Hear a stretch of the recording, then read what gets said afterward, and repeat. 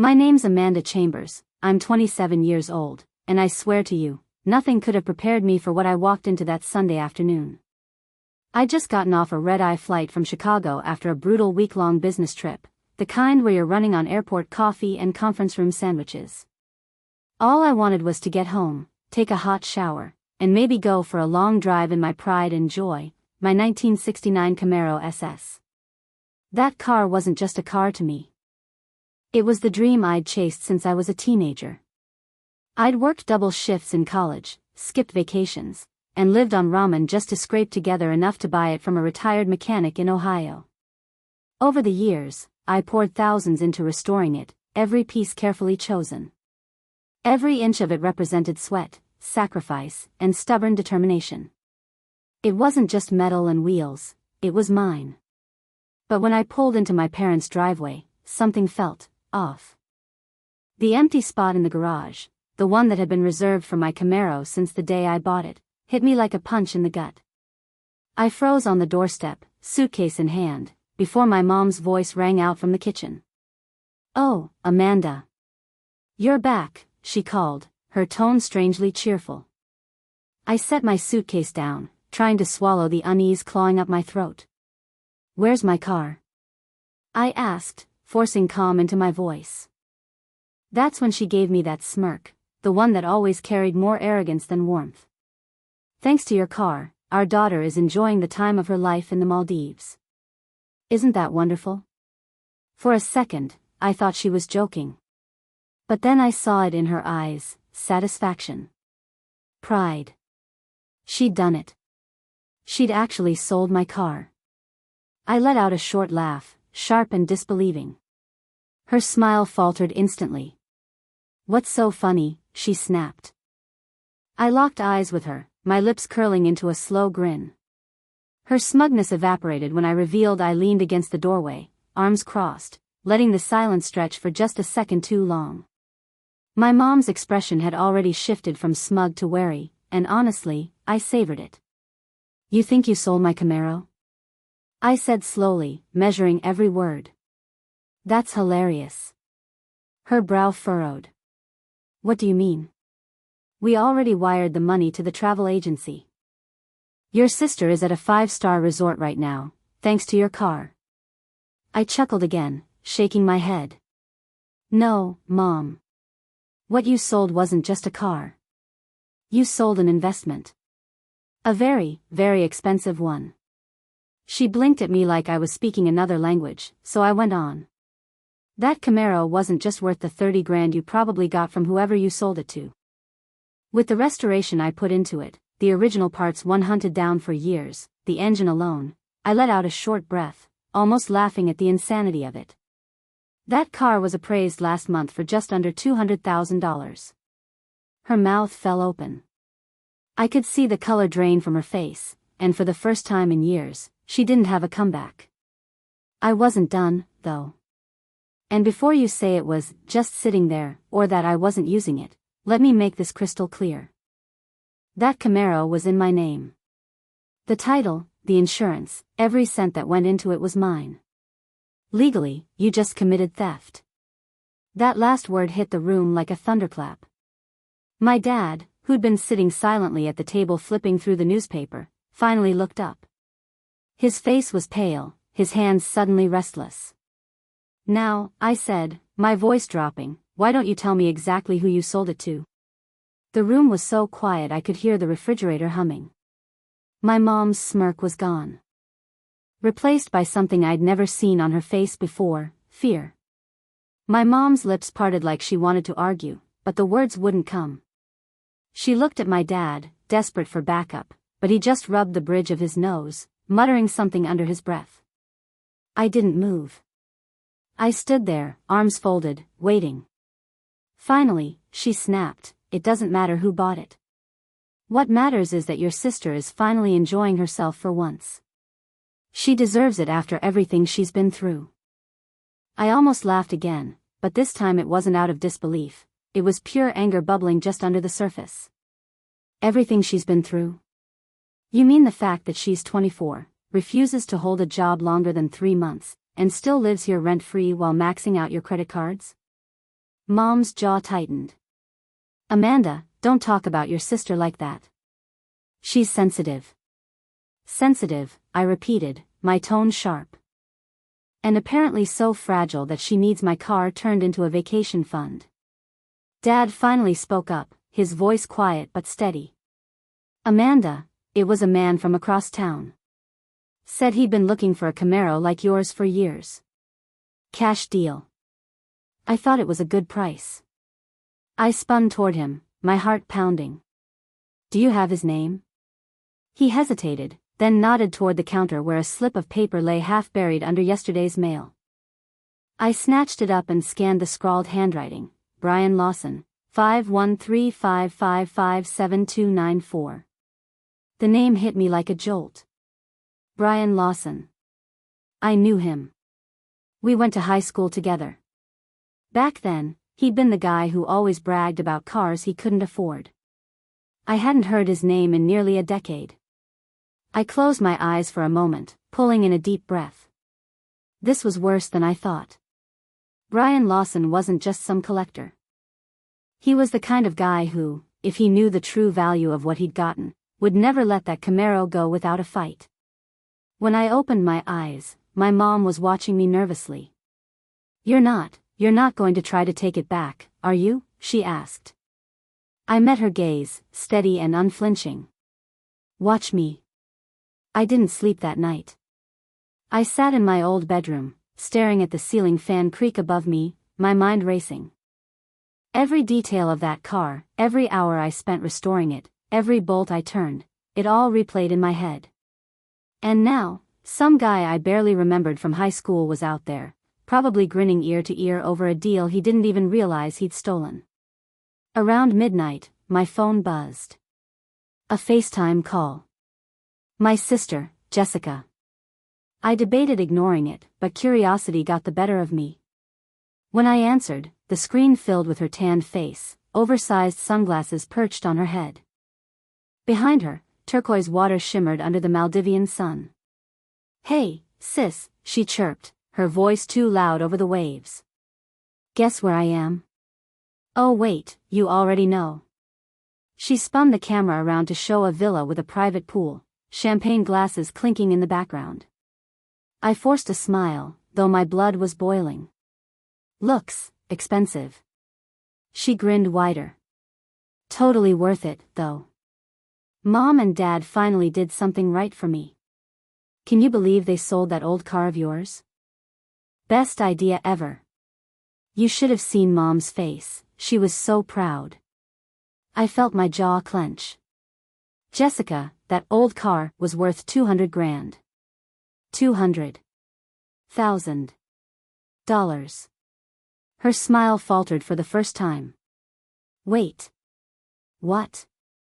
Yeah, I said flatly. So while you're sipping cocktails on the beach, just know you're spending the equivalent of my house down payment. Enjoy it while it lasts. Her face paled, and for once, she didn't have a comeback. She ended the call without another word. I tossed the phone on the bed, adrenaline still coursing through me.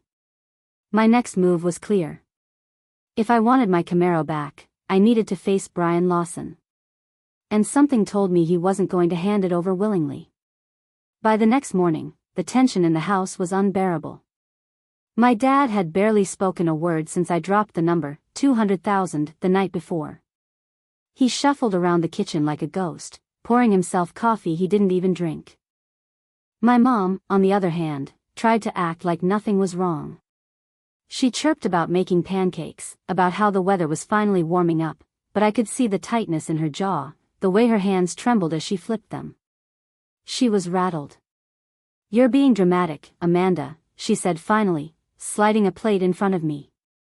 It's just a car. You'll get over it. I set the plate aside untouched. It wasn't just a car. It was mine. You had no right. Her eyes flashed. We had every right. We raised you. We gave you everything. You owe this family. That line. That line. It was like gasoline on fire. I owe this family? I snapped. I worked my ass off to buy that Camaro. I built my life without a dime of your help. You didn't give me that car, I gave myself that car. And you threw it away for Jessica's little vacation fantasy. The room went silent. My dad finally spoke up, his voice low. Amanda, maybe you should call this guy first. Before you go marching over there. I pulled the slip of paper with Brian's number from my pocket and stared at it.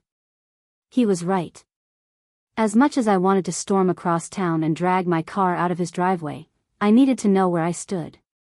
Without another word, I grabbed my phone, stepped outside, and dialed the number. It rang twice before a familiar voice answered, cocky and casual, like nothing had changed since high school. Brian Lawson. I swallowed hard.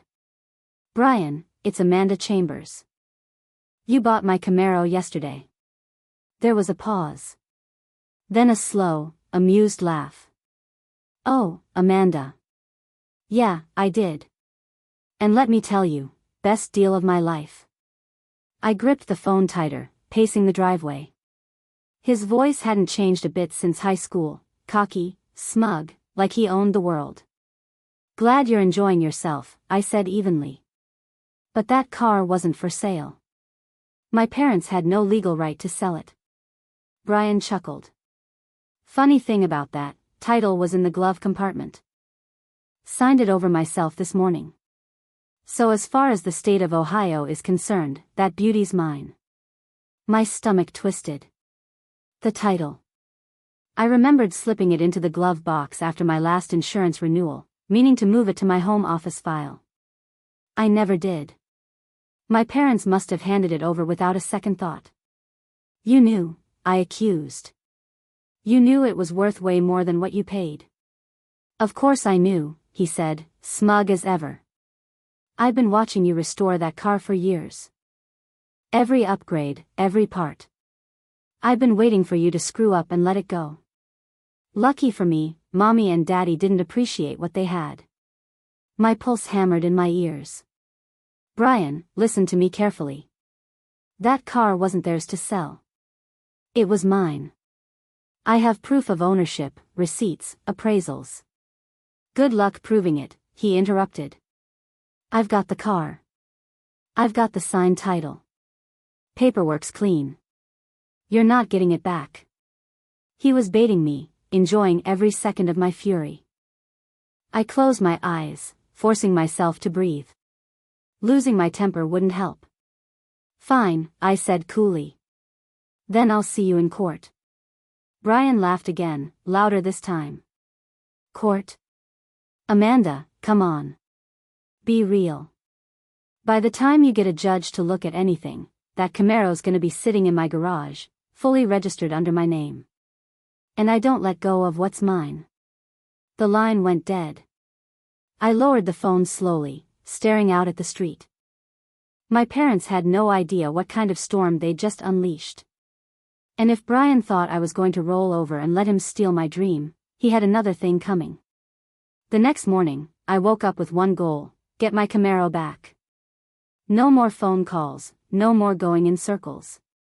If Brian wanted to play games, I'd play mine face to face.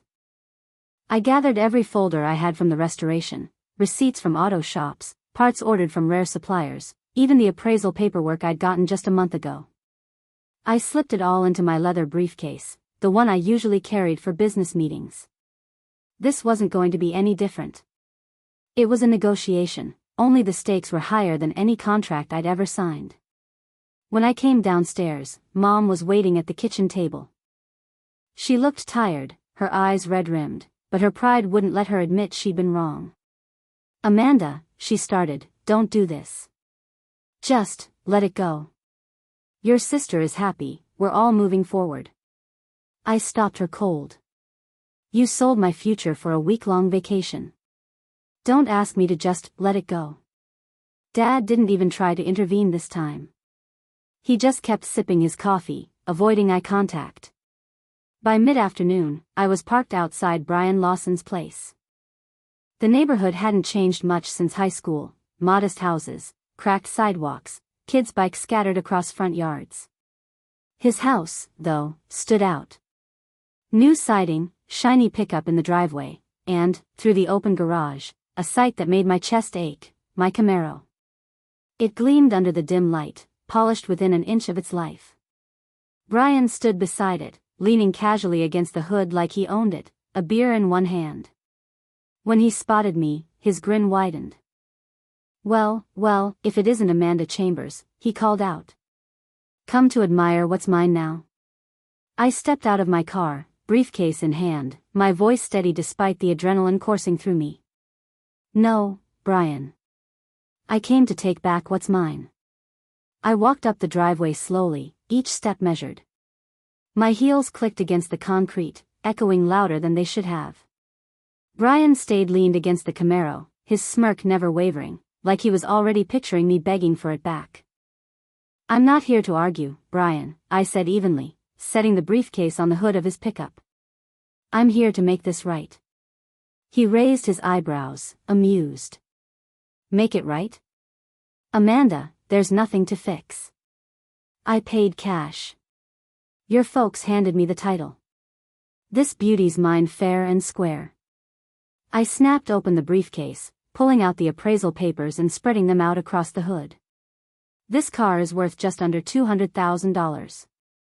You paid, what, 30? 40 at most? 35, he said proudly. Best deal of my life. I locked eyes with him. No. It was theft. You know it, and I know it. That title your hand scribbled on doesn't erase years of receipts with my name on them. Or the bank transfers. Or the appraisal in my name. All it proves is that my parents were too clueless to realize what they were signing away. For a second, I saw a flicker of doubt in his face. He knew I had him cornered. But then he pushed off the hood, circling me slowly. Thing is, Amanda, he said with a grin, possession's 9/10 of the law. And right now, possession is me. I took a steadying breath. I'll give you back what you paid. $35,000. Today. Cash. Brian let out a sharp laugh. You think I'd give up the deal of the century for a measly 35? No, sweetheart. That car's mine now. You want it back? You're gonna have to pay what it's really worth. He leaned closer, his voice dropping. 200 grand. Otherwise, she stays right here. My pulse spiked, but I didn't flinch. If Brian wanted a war, I was ready to give him one. I didn't blink. Didn't even move. Brian's grin widened, waiting for me to back down, to stutter, to fold like he thought I always did back in high school. Instead, I smiled. Calm. Controlled. Dangerous. 200 grand? I repeated slowly. Interesting. Because if you really thought that's what it was worth, you never would have bragged about stealing it for 35. That flicker of doubt returned to his eyes, and I pressed harder. You know what happens if I call the police right now? I asked, lowering my voice. I show them these receipts, this appraisal, proof of every dollar I poured into that Camaro. Then I explain how my parents, who didn't own the car, handed you a title they had no legal right to sign. That's fraud. And possession of stolen property. His smirk faltered for just a second, and I knew I had him. Cops won't care about your sob story, he muttered, though his voice wasn't as steady anymore. They'll look at the title. Black and white. My name. I leaned closer, locking eyes with him. You're forgetting one thing. I work in corporate law. I've handled cases uglier than this before lunch on a Tuesday. Do you really think you're smarter than me? Smarter than the system? Silence. The only sound was the faint ticking of the Camaro's cooling engine. Finally, Brian straightened up, trying to recover his swagger. So what's your play, Amanda? You gonna drag me to court? Waste months in lawsuits? Or you gonna admit you lost? I snapped the briefcase shut, sliding the papers back inside. My heart was pounding, but my voice came out steady. My play? I said, stepping back toward my car. My play is letting you sweat. Because one way or another, Brian, that Camaro's coming home with me. You can either hand it back the easy way, or watch your whole life unravel the hard way. I didn't wait for his response. I slid into my car, started the engine, and pulled away. In my rearview mirror, Brian was still standing there, staring after me, his cocky grin finally gone. I didn't sleep that night, replaying every word of that confrontation in my head. Brian thought he'd won because the car was sitting in his garage, but the truth was, he was rattled. I'd seen it in his eyes when I reminded him that possession of stolen property doesn't just get brushed off. By morning, I'd made up my mind. I wasn't going to let this drag out while he paraded around town with my Camaro. I gathered my folders, shoved them back into my briefcase, and drove straight to the office of a lawyer I trusted, David Marks, a colleague I'd worked with on contracts before.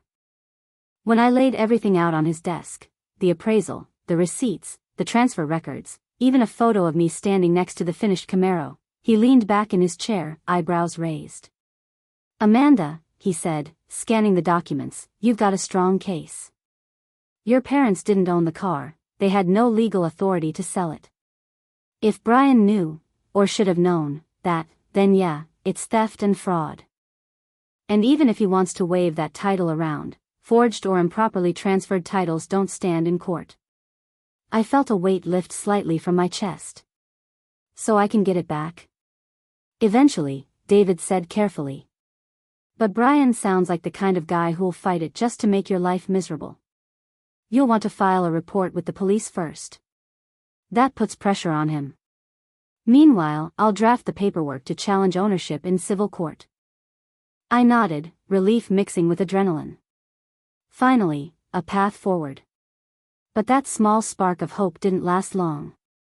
That afternoon, as I pulled into my driveway, my phone buzzed with a text from an unknown number. "Hope you enjoyed our little chat. Just so you know, I've got friends who'd love to get their hands on a car like this. Might flip it before you even see me in court.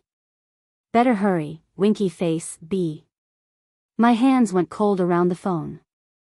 He was threatening to sell my Camaro before I could even fight for it. This wasn't just a legal battle anymore. It was a race against time. The text made my stomach twist, but it also gave me exactly what I needed, proof. Brian had just admitted, in writing, that he intended to flip my car. That wasn't just shady, it was incriminating. The next morning, I drove straight to the police station. The lobby smelled faintly of burnt coffee and disinfectant, and the old ceiling fan above the front desk clicked with every slow rotation. I asked to file a report, clutching my briefcase like a lifeline. An officer named Sergeant Reynolds sat me down in a cramped interview room. He was in his 40s, calm but sharp-eyed, the kind of guy who didn't miss much. I spread the paperwork out on the table, my voice steady but tight as I explained everything, from the car's history to the sale my parents had no right to make. Reynolds listened carefully, nodding here and there, then leaned forward when I slid my phone across the table to show him Brian's text. "That's good," he said. "Real good. Shows intent to sell property he knows isn't his. Helps your case. Can you stop him?" I asked, trying not to sound desperate. "Before he gets rid of it?" He scribbled a few notes. "We can open an investigation. If what you're saying holds up, we'll flag the car. DMV records, auction houses, private sales. If he tries to transfer ownership, it'll trigger an alert. But," he paused, choosing his words carefully, "you need to be ready for this to get messy. Guys like Lawson, they don't roll over easy." I nodded. "I don't care how messy it gets. That Camaro is mine. I'm not letting him keep it." As I walked out of the station, the weight on my shoulders felt lighter. I had the law on my side now. But deep down, I knew Brian wasn't the type to back down quietly. And sure enough, when I pulled into my parents' driveway, I found a surprise waiting for me. Parked right out front, bold as ever, was Brian's shiny pickup. He was leaning against it, arms crossed, smirking like he owned the world. "Morning, Amanda," he called out. Heard you've been busy. I killed the engine and sat there for a moment, gripping the steering wheel so tightly my knuckles turned white. Of course Brian would show up here. He wasn't just taunting me, he was trying to prove he had control. I got out of the car, slamming the door harder than I meant to. My parents must have heard, because the front door creaked open. Mom stepped out onto the porch, her arms folded across her chest, her expression tight. Dad hovered behind her, silent as usual. Brian pushed off his truck, that smug grin plastered across his face. So, he drawled, you've been making trouble for me. Police reports, lawyers, all over a car you don't even have anymore. I walked right up to him, refusing to give him the satisfaction of hesitation. Correction, all over my car. And the cops loved that little text you sent me, Brian. Real smart move. For just a split second, his smirk faltered. Then he leaned in closer, dropping his voice so only I could hear. Cops can't protect you forever. Paperwork takes time. And while you're running around with your little briefcase, I've got buyers waiting. If you think I'm letting go of this without bleeding you dry, you're dumber than I thought. Is that a threat? I asked, loud enough for my parents to hear. Brian stepped back, shrugging casually, as if he hadn't just said what he did. Just business. Nothing personal. Business? My dad finally spoke up, his voice sharper than I'd heard in years. You walked into my house and stole from my daughter. That's not business, son. That's a crime. Brian's grin slipped again, but only for a moment. He tipped his chin at me. Tick-tock, Amanda. Clock's running out. Then he slid back into his pickup, revving the engine before peeling out of the driveway. The silence he left behind was deafening. My mom looked shaken for the first time since this whole mess started. What did you do? She whispered, almost to herself. I didn't answer. My eyes were still locked on the street where Brian's taillights had vanished. I knew one thing for certain, this fight wasn't anywhere close to over. The moment Brian's truck disappeared down the street, I felt my phone buzz in my pocket. I almost ignored it, thinking it might be him again, but when I glanced at the screen, my stomach turned. Jessica. I swiped to answer, already bracing myself. What? I snapped. Her voice came through the speaker, shrill and panicked. Amanda, what the hell is going on? I just got a call from Mom. She said you're trying to take Brian to court?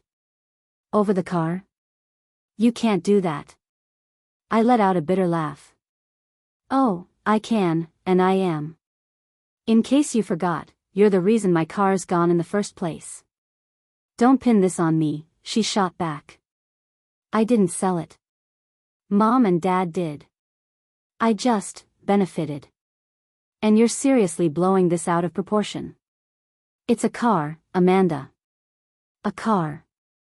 The way she said it, like my Camaro was no more valuable than a toaster, made my blood boil. That car was worth 200 grand, Jessica. And it wasn't just about money. I built that Camaro with my own hands, piece by piece. Do you have any idea what that means? No, of course you don't. You've never worked for anything in your life. There was a long pause. When Jessica finally spoke again, her voice was quieter, tinged with unease. Brian told me he's not giving it back. He said if you push this, he'll make sure neither of us ever sees that car again. My heart thudded in my chest. You've been talking to him? We've been hanging out, she admitted reluctantly. He's been texting me since before the trip. Honestly, he's been nicer to me than you ever have. I froze, my grip tightening on the phone. Jessica. And Brian. It all clicked at once, the smugness, the timing, the way Brian was playing this like a game. This wasn't just about the car anymore. It was personal. And my sister was right in the middle of it. I stood frozen in the driveway, phone pressed to my ear, Jessica's words echoing like a bad dream. She's been talking to Brian. Hanging out with him. You've got to be kidding me, I said finally, my voice sharp enough to cut glass. "You're actually siding with the guy who stole from me?" Jessica scoffed on the other end. "He didn't steal. He bought it fair and square. And honestly, Amanda, he treats me with more respect than you ever do. You think you're so much better than everyone because you've got a job and money and your precious little car. Maybe Brian's right, you need to be knocked down a peg." Her words hit like a slap. For a second, I was too stunned to even breathe. Then anger surged up, hot and steady. "You don't get it, do you?" I hissed. "This isn't about respect. This is about family. About loyalty. While you're sipping cocktails on the beach, I'm here fighting tooth and nail for something that actually matters. And you," my voice cracked, but I didn't stop. "You went and jumped in bed with the guy who's trying to destroy me." There was a silence on her end, just the faint sound of waves crashing in the background. When she spoke again, her tone was cold. "Maybe if you weren't so obsessed with that stupid car, you'd have a life worth living. Brian sees that. He gets me. He says you'll never win. And honestly, I believe him." The call ended abruptly. I lowered the phone slowly, my hands trembling. For years, I'd tolerated Jessica's selfishness, excused her recklessness, even defended her when she messed up. But this was betrayal on another level. When I walked back inside, my mom was waiting in the kitchen, looking pale and nervous. "Amanda," she said softly, "we need to talk about Jessica." I dropped into a chair, my mind already racing. No matter how much it hurt, I couldn't focus on my sister's betrayal right now. The fight for the Camaro had just gotten more complicated, and I needed to be 10 steps ahead if I was going to win. By the time the sun came up the next morning, I was done being passive. Brian had my car, Jessica had betrayed me, and my parents were too cowardly to admit the damage they'd caused. Fine. If they all wanted to play games, I'd end it on my terms. I met with David, my lawyer, again, this time with a new angle. I showed him Jessica's texts, including the ones that hinted at her hanging out with Brian. His eyes narrowed as he read them. "This is good," he said. "It shows collusion. If Jessica and Brian were in contact before or during the sale, it could prove the deal was fraudulent from the start. That makes the case a lot stronger." That afternoon, armed with my lawyer's advice and Sergeant Reynolds backing me, we paid Brian a visit, this time, with 2 officers standing by. His swagger disappeared the moment they stepped onto his driveway. "What's this?" he asked, forcing a laugh. I held up the stack of documents. "Proof. Every receipt, every appraisal, every dime I put into that Camaro. And here," I pulled out my phone, scrolling to his threatening text. "Your own words, admitting you plan to flip it. Combine that with Jessica's messages, and it's not just a civil matter anymore. It's fraud, Brian. And possession of stolen property." One of the officers stepped forward. "Mr. Lawson, we'll need you to hand over the keys while this is investigated. If you don't, we'll be impounding the vehicle today." Brian's jaw clenched. For the first time, the cocky grin vanished completely. He tried to argue, but the officer cut him off. "Now, sir." After a long, tense pause, Brian yanked the keys from his pocket and slapped them into my hand. My knees nearly buckled when the metal hit my palm. I hadn't realized how much I needed that moment until it happened. As the Camaro's engine roared back to life beneath me, I felt something I hadn't in weeks: relief. I drove away from Brian's house with the windows down, the wind whipping through my hair, my Camaro rumbling like it had been waiting for me all along. Jessica called later, furious, but I let it go to voicemail. For once, her drama wasn't my problem. I had my car. I had my freedom. And I'd learned the hardest truth of all: sometimes family will betray you, but strength comes from never letting them take what you've built with your own hands.